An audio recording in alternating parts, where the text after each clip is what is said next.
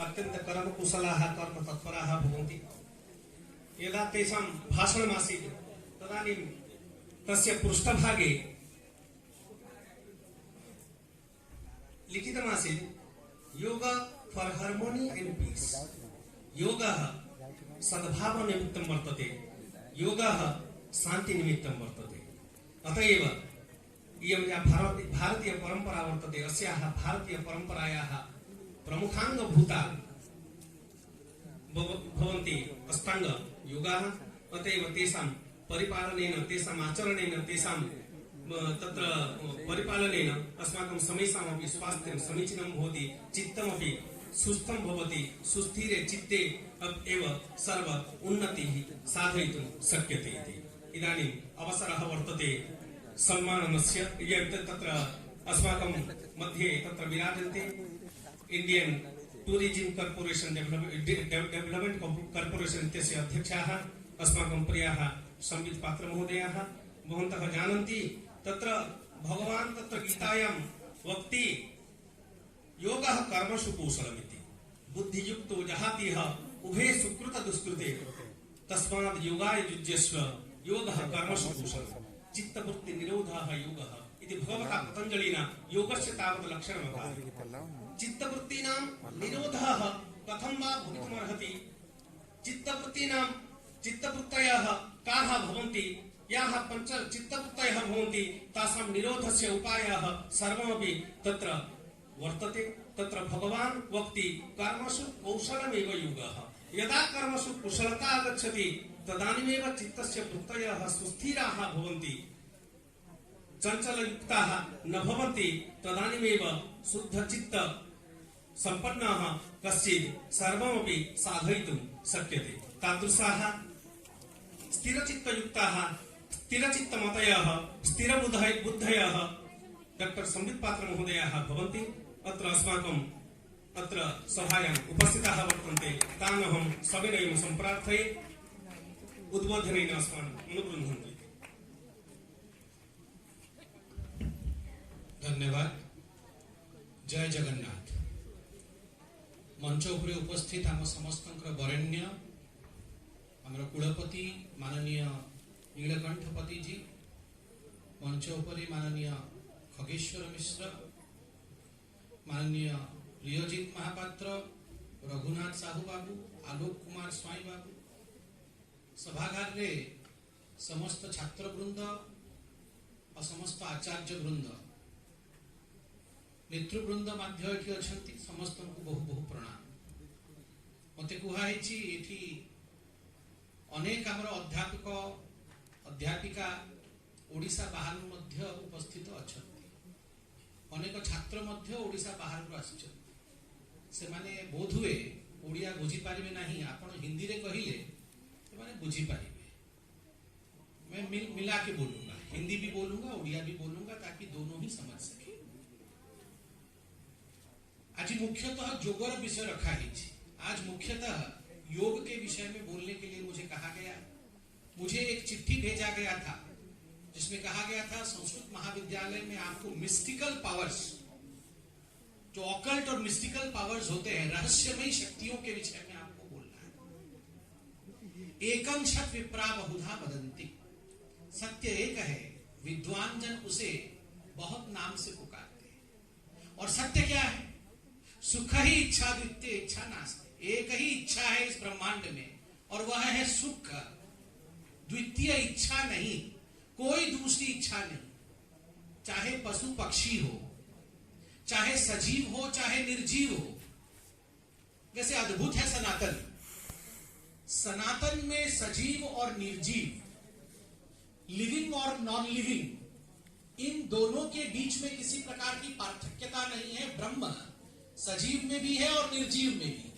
जड़ और चेतन, किसकी चेतना कितनी है, यह महत्वपूर्ण है। एक पत्थर में चेतना बहुत कम है, इसका अर्थ यह नहीं है कि पत्थर में ईश्वर नहीं है। पत्थर में भी ईश्वर है, पत्थर की चेतना कम है। मनुष्य में भी ईश्वर है, मनुष्य का विवेक और चेतना बहुत अधिक है। इसलिए मनुष्य सजग दिखता है और पत्थर सजग नहीं दिखता है। यह सनातन और पूरे विश्व में फर्क है। बाकी विश्व में लिविंग और नॉन लिविंग है। हमारे यहाँ नॉन लिविंग नहीं है। न काष्ठे विद्यति देवो न पाषाणे न मृणमे भावे ही विद्यते देवो स्मद् भावो ही कारण। ईश्वर न लकड़ी में है, ईश्वर न मृत्तिका में है, और ईश्वर ना ही पाषाण अर्थात पत्थर में है। ईश्वर तो भाव में है, और जहां भाव सिद्ध हो जाए वहीं जगन्नाथ प्रकट हो जाते हैं, वही ईश्वर प्रकट हो जाते हैं। यदि खंबे में, यदि एक पत्थर के खंबे में प्रहलाद को भगवान दिखते हैं तो पत्थर तोड़ करके नृसिंह अवतार प्रकट हो जाते हैं। ये सनातन की महानता है, ये विशेषता है सनातन, ये कहीं और नहीं हो सकता। तो जैसा मैं कह रहा था कि सुख ही इच्छा है और दूसरी इच्छा नहीं है। एक पत्थर भी सुख की प्राप्ति की कोशिश करता है और एक मनुष्य भी सुख की प्राप्ति की कोशिश करता है। आप पूछेंगे पत्थर कैसे सुख की प्राप्ति की इच्छा करता है? आप किसी भी पत्थर को यहां से फेंकिए, उछालिए, पहाड़ से गिराइए, वो पत्थर अपने आप को इस प्रकार से रोकेगा जैसे कि गुरुत्वाकर्षण का जो आकर्षण है, गुरुत्वाकर्षण की जो शक्ति है, वो सही मापदंड में उसको कष्ट ना दे। The stone will align itself according to the force of gravity. एक पत्थर भी फेंकेंगे तो पत्थर के लिए सुख क्या है कि ग्रेविटी के हिसाब से अपने आप को फिट बैठा लेना, वो पत्थर के लिए सुख है। हर स्थिति में सुखी रखना अपने आप को, ये मनुष्य की व्यवस्था है, हर स्थिति में सुखी रखना। योग के विषय में बात हो रहा है, कैसे हम अपने आप को हर परिस्थिति में सुखी रखें, यह योग सिखाता है।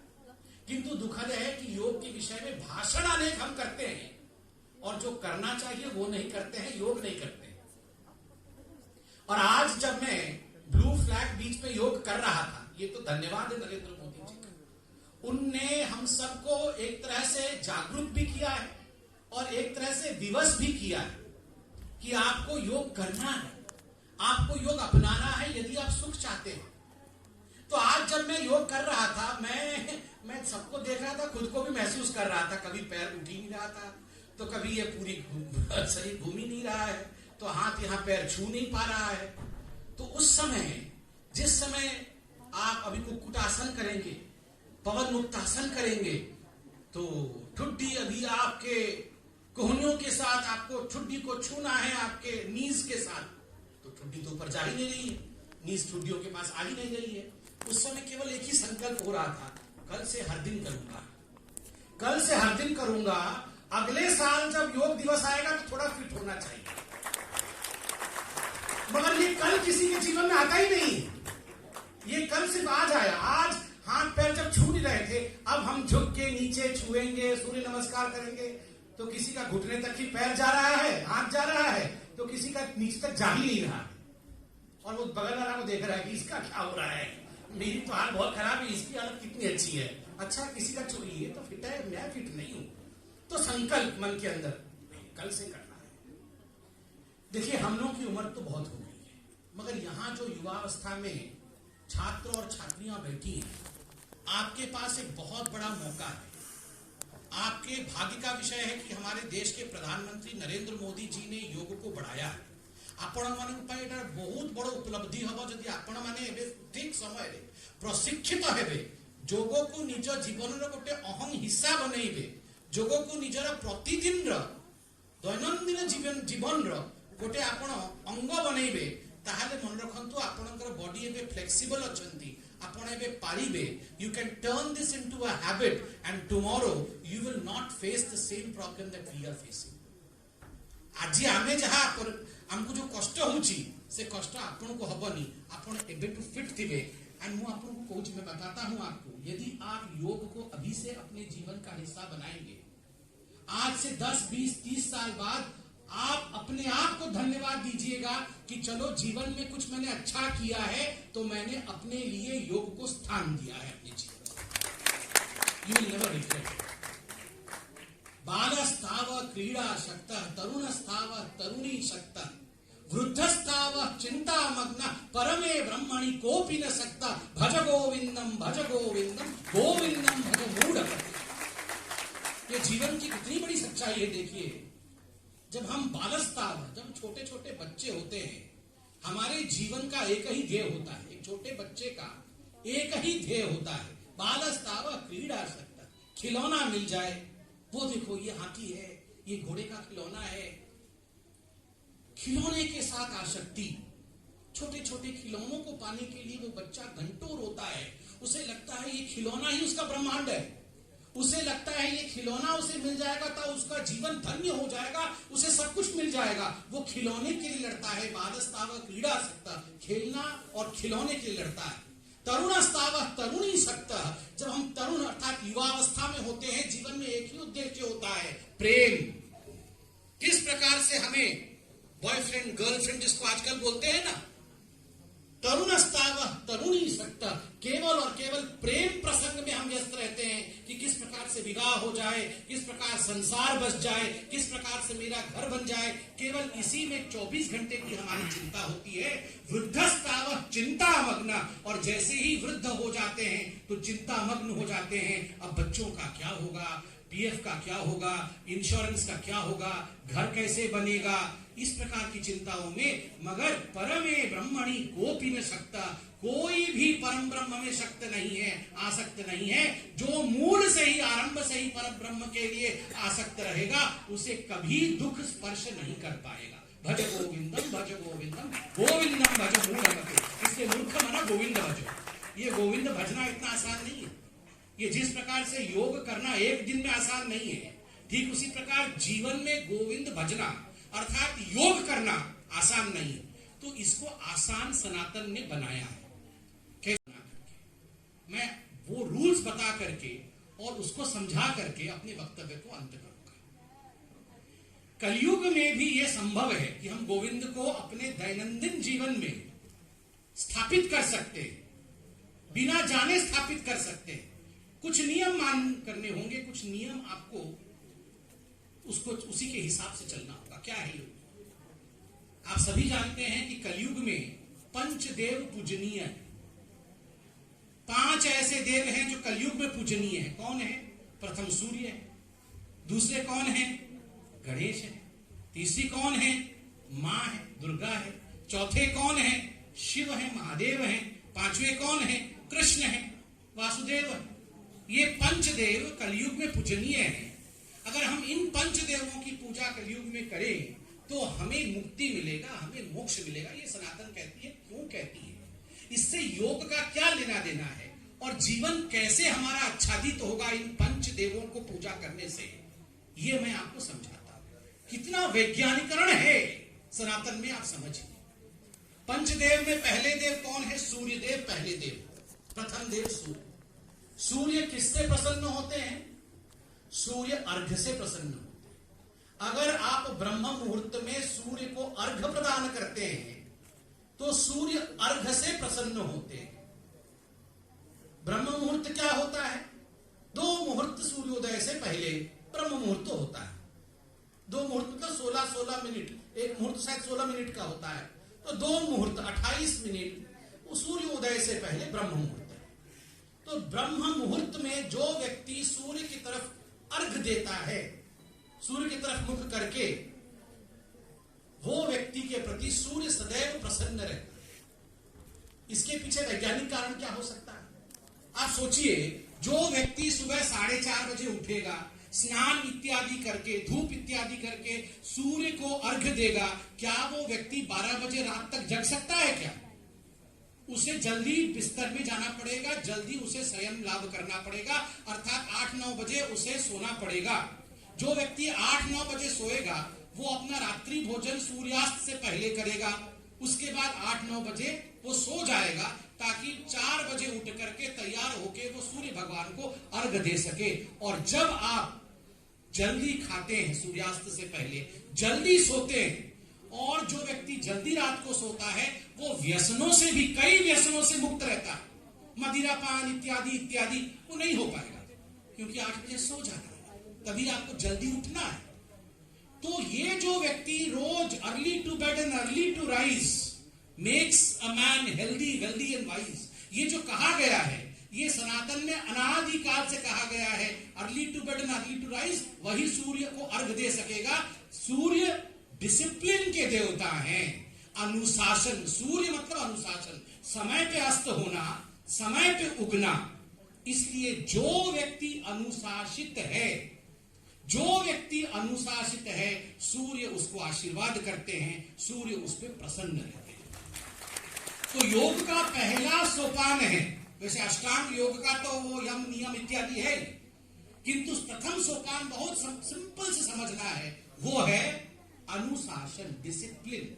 जीवन में प्रथम नियम है डिसिप्लिन, सूर्य देव को प्रसन्न करने के। दूसरे देव कौन है जो प्रसन्न होना है, जिनको हमें पूजा अर्चना करनी है कलयुग में, वो गणेश है।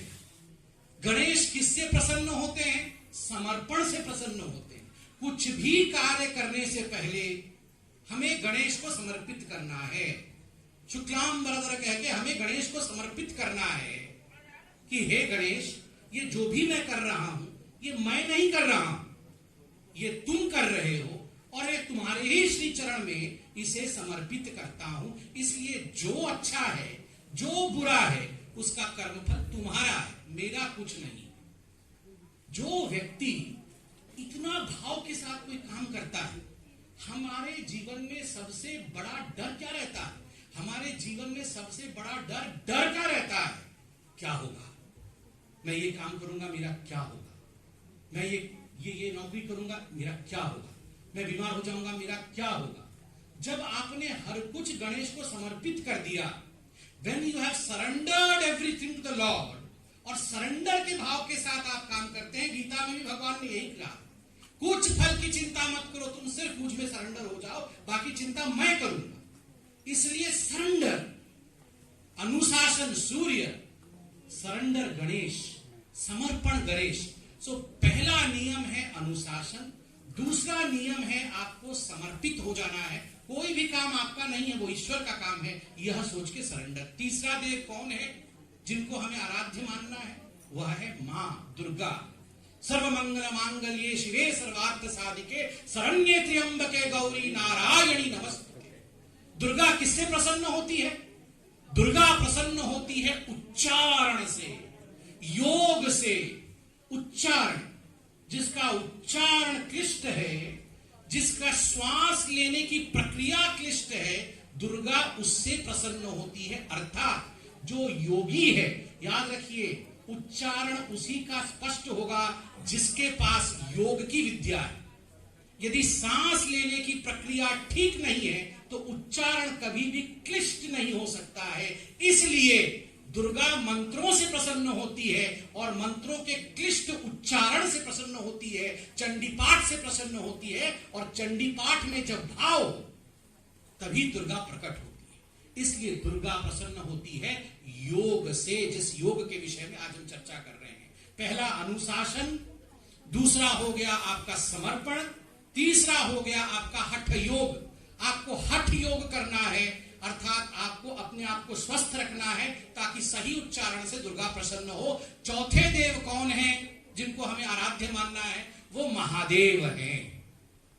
कर्पूर गौरम करुणावतारम संसार सारम भुजगेंद्रहारम। तो ये महादेव हमारे चौथे देव हैं। और महादेव किससे प्रसन्न होते हैं? अहंकार रहित भाव से।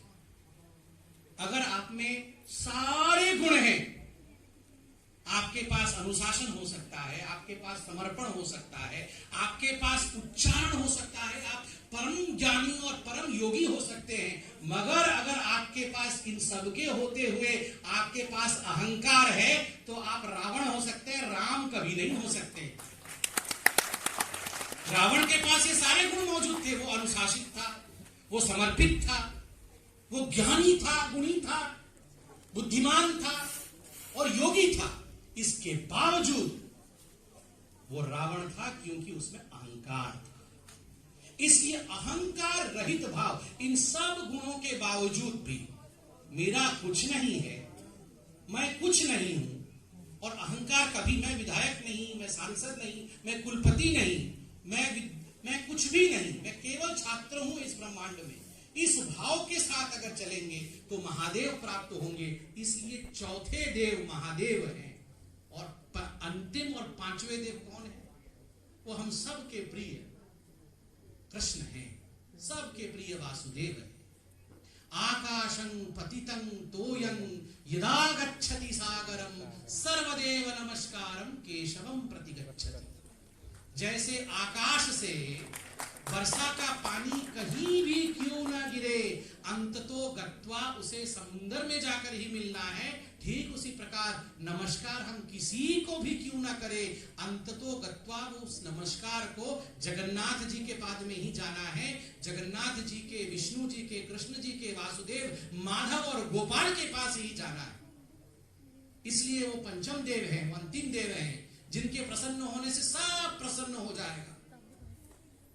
वो किससे प्रसन्न होते हैं, वो कैसे खुश होंगे? वो अलंकार से, श्रृंगार से, वो श्रृंगार से, जीवन जीने की कला से खुश होते हैं। रसो वैसा, वो रस है, ये जीवन रस है। भोजन खाते समय ऐसे खाना है, ऐसे एकदम भोजन को अंदर में खाना है और उसका रस लेना है कि उसी रस में विष्णु है, उस विष्णु को महसूस करना है। भोजन के स्वाद में मैं हूं, अग्नि के तपिश में मैं हूं, शीत के ठुठकाने में मैं हूं और सुगंध में मैं हूं। सबके रस में वो है। जब आप रस ले लीजिएगा जीवन का, ही रोमांस, वो प्रेम है। आप कितने बड़े अनुशासित व्यक्ति हो सकते हैं, आप कितने भी बड़े योगी हो सकते हैं, आप जीवन में समर्पित हो सकते हैं, आप जीवन में अहंकार रहित हो सकते हैं, मगर अगर आपका जीवन के प्रति कोई रोमांस नहीं है, दूसरों के प्रति कोई प्रेम नहीं है, आपके जीवन में प्यार नहीं है, तो आप